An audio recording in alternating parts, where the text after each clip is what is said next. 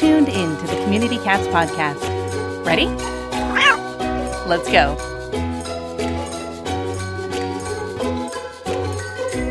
Welcome to the Community Cats Podcast. I am your host, Stacy LeBaron. I have been involved helping homeless cats for over 20 years with the Merrimack River Feline Rescue Society. The goal of this podcast is to expose you to amazing people who are improving the lives of cats. I hope these interviews will help you learn how you can turn your passion for cats into action. Today, we're speaking with Bonney Brown. Bonney Brown is the president, founder, and principal consultant for Humane Network. Bonney is the former executive director of the Nevada Humane Society in Reno. She dramatically increased adoption rates and led the community to achieve and sustain a 94% live release rate for dogs and cats, making Washoe County one of the safest communities in the country for homeless animals and receiving Maddie's Fund's Community Life-Saving Award. Bonney is a former chief operating officer for Best Friends Animal Society and former campaign director for Alley Cat Allies. Bonney is teaching the University of Pacific's Shelter Management Certificate Program and is a frequent speaker on increasing pet adoptions and other life-saving programs, as well as management and fundraising for humane organizations. In 1992, Bonney founded the Neponset Valley Humane Society in Canton, Massachusetts. Bonney has over 10 years of experience in retail buying and management and is a graduate of Boston University. Bonney, welcome to the show. Hi, thanks so much, Stacy. Glad to be here. Wow, you have quite a resume, and I had the honor of meeting you back in the days when you had started the Neponset Valley Humane Society. I was just wondering if you could touch upon those early days and let us know how you got started in the business.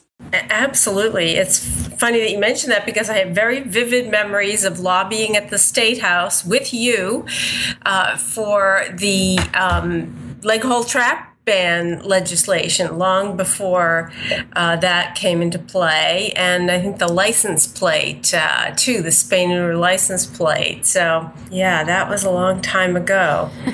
Anyway, I got into this in a kind of funny way.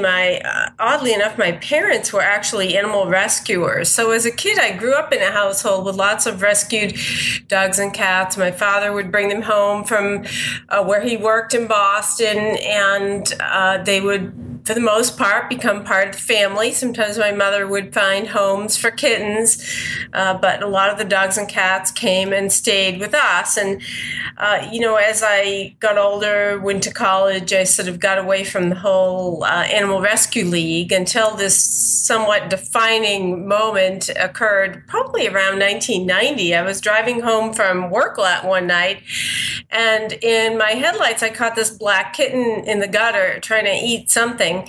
And of course, he was a feral cat. I didn't really understand that at the time, but did some research, was somewhat, at the time, naive and shocked to learn that if I took him to the local shelter, he would be euthanized because he was a feral cat. So finally hit upon Alley Cat Allies and connected with some great local people.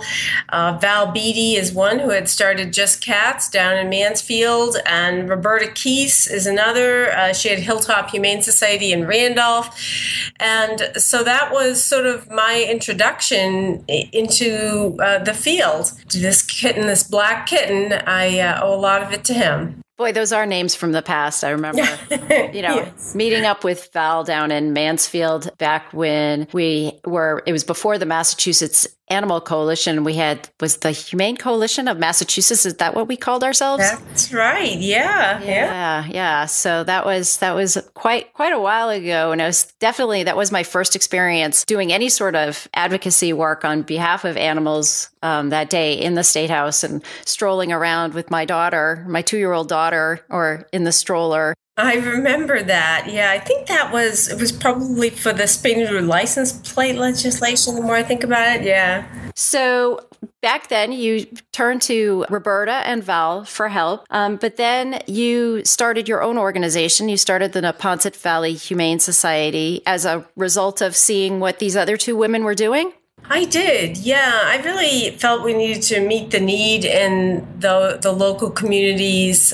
We ended up serving the Canton, Sharon area, and eventually took over a good portion of the Just Cats work from Val down in the Mansfield area too.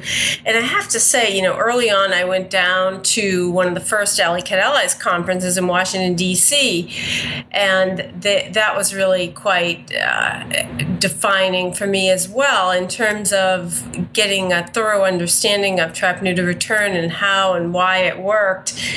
So, yeah, I was really fortunate to find a lot of amazing people pretty early on and really owe a lot to them.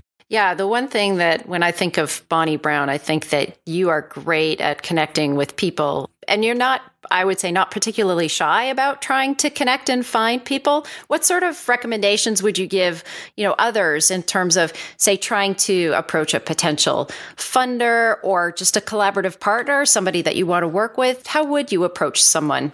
Yeah, I think it can be, helpful if you can find a connection to the person who can help make the introduction, especially today, through email, Facebook. I can sort of help guide your way to find a mutual connection.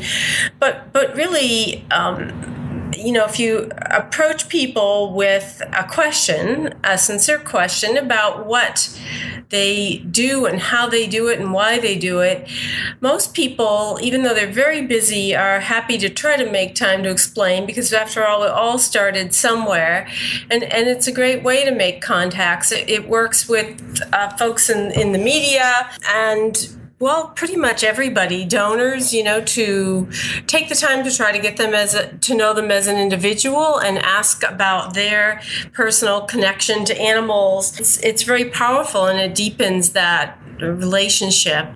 Yeah, some of the smaller groups that I've worked with in my the mentoring program that I ran with the Merrimack River Feline Rescue Society, and that I will be continuing to do through some community cats grants, is a matching fundraising grant where a group will be asked to raise $1,000 of a new fundraising initiative, and then the grant will match that $1,000. And wow, that's great. I work with smaller groups, like their revenues are about $60,000 or less, and in many groups their revenues are like $5,000 to $10,000 a year. And some of these groups have never done a mailing. They've never had a board member campaign, fundraising campaign. And one of the topics that have came out of that primer grant process was the group said, we never realized how important the ask was and how successful just by asking for a donation that really could be. What a great comment. Absolutely.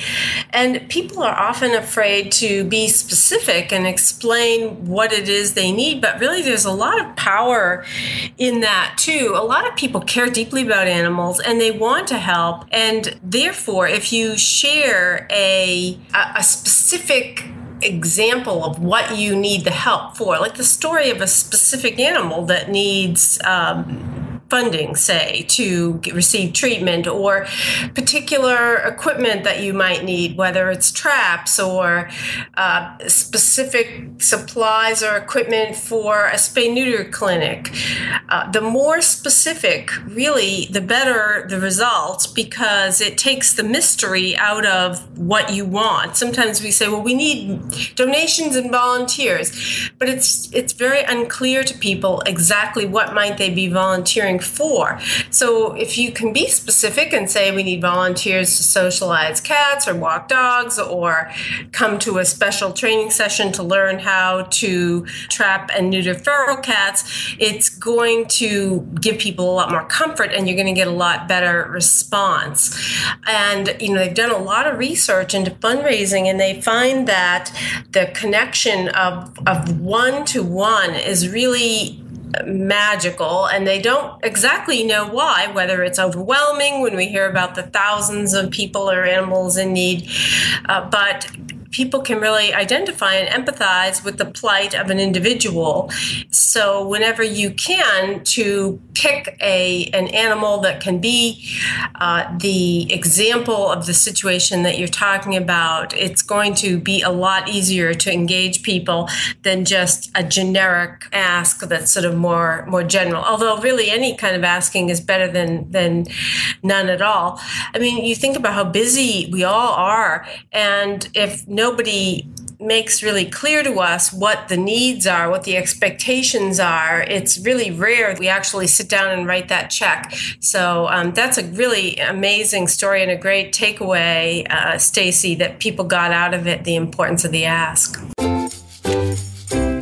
And now let's take a moment to listen to a few words from our sponsors. Flashlight tag was fun when you were a kid, but no one wants to play hide and seek with their trap. Find your trap's location quickly and safely, even when you visit it at night, with the Reveal Wild application for Samsung Galaxy, HTC One, Sony, Xperia, and other Android phones. Or go to tinyurl.com/Reveal Wild. I want to take a quick step back because I'd love to mention something that was really impactful to me. And I've never said thank you for this, but I want to thank you because when you were at Neponset, you crafted the idea of the Cat Action Team. You were always thinking about how you could take a model that you had in one particular community and how could it be replicated in multiple communities. And a lot of those ideas I took with me in being able to work with groups up on the North Shore in Massachusetts to be able to replicate community projects all around, which expanded to doing a very successful project in Lowell, Mass, working in Fitchburg. And we've had probably about 4 other groups spin off of MRFRS over the years. But it was your model that really got me thinking about how can we provide tools for groups to be able to build up on their own. So I just wanted to mention that and thank you for providing me with that sort of tip. That's so cool. I'm glad to hear about that. That's wonderful.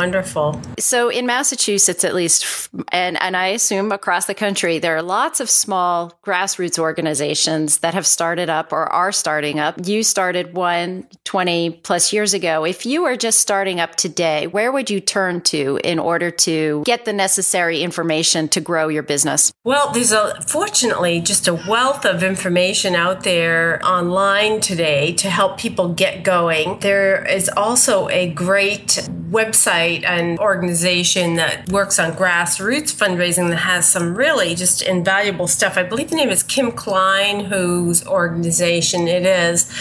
And we also work with groups to help them increase their funding base and develop a sustainable program that can live on and be there into the future to help the animals. I think one of the most important things to keep in mind is really that fundraising is really about relationships, and whether it's online through Facebook or whether it's through direct mail appeals or very, cultivating individual donors so that you can get larger gifts. It really comes down to the relationship and cultivating that.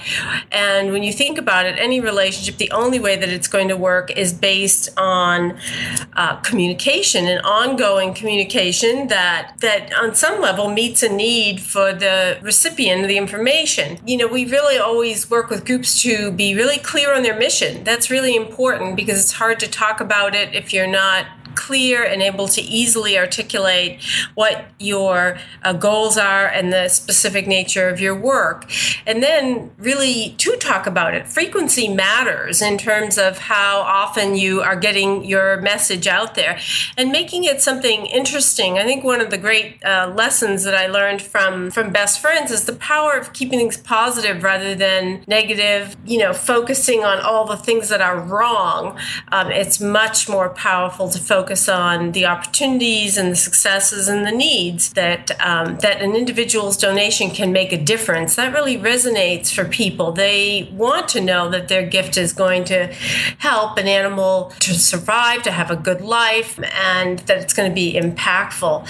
One of the best things that comes back to me day in, day out is one of the first fundraising talks I ever heard was by Richard Avanzino he recently retired from Maddie's Fund. time. And Richard had this very simple 3-step formula. He said, do good work, tell people about it, ask them to help. And it really has distilled things, I think, so perfectly, because sometimes people say, well, I have an idea and I want to ask people for money.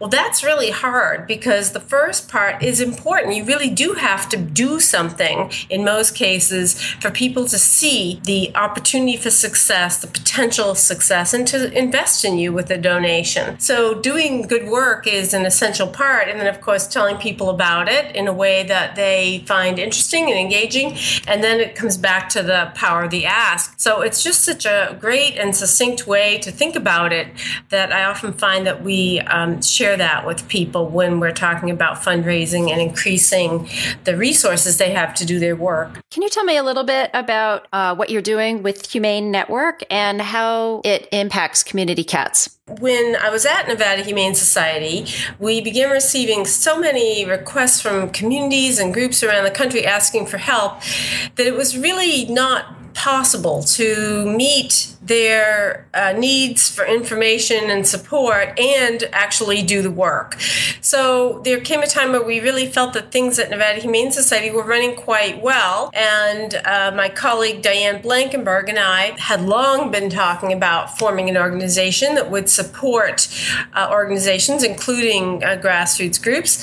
And so we decided to take the plunge and help Nevada Humane Society find a new executive director and moved on to focus on Humane Network. Since then, we've worked with organizations all across the country of all sizes, from very small to some of the largest intake animal control facilities in the country, like Philadelphia Animal Care and Control and the Animal Foundation in Las Vegas. And our goal is always to help organizations improve their live release rate. I realize here in the Northeast, most organizations have a very strong live release rate already because the numbers of animals have dropped due to the great spay-neuter work that's been done. But in lots of parts of the country, that still is a challenge. And everywhere we find that groups struggle with sustainability, with raising sufficient resources and creating processes that can support the organization into the future. And I want to come back to your question earlier too, Stacy, about grassroots groups. And, unfortunately,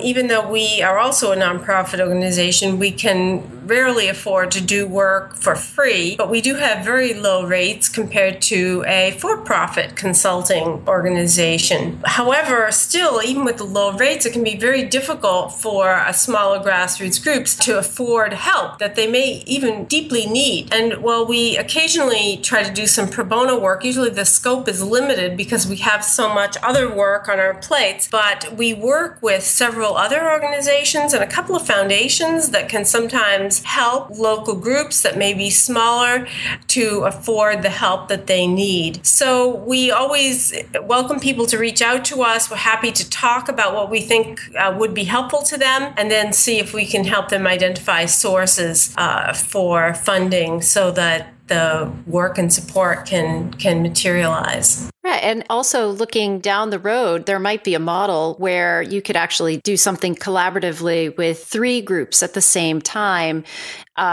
in some way if there's certain topics that they're covering. I mean, I know this is happening in medicine, and certainly there are a lot of support programs, like Weight Watchers or Alcoholics Anonymous, which gets everybody into a group working together. And maybe there's some, efficiencies there where a group could actually do something, as a threesome rather than as a single group. That's a fabulous idea, Stacy. It's a really great idea. I love that. Many of the questions are the same. For a small group, even just understanding financials, what do I need to report? How should I track it? Just even how to find board members. That's a huge question at the grassroots level, is how to recruit board members to be able to grow the organization and to get the board members in the room that are able to think in that growth terminology and bring their special skills, to help benefit the organization. You're absolutely right. It's very challenging for a lot of groups. And I know, because you did it successfully with Merrimack River Feline Rescue Society, but it is difficult. And so help and support and advice can really go a long way. And we have helped several groups with the board development. It's such a critical thing because when you have the right people there, a lot begins to fall into place. When you are finding your board members, either for Neponset or for Nevada, what are your tips and tricks in terms of recruiting new board members? One of the best ways that we tend to approach it is to brainstorm what the gaps are on the current board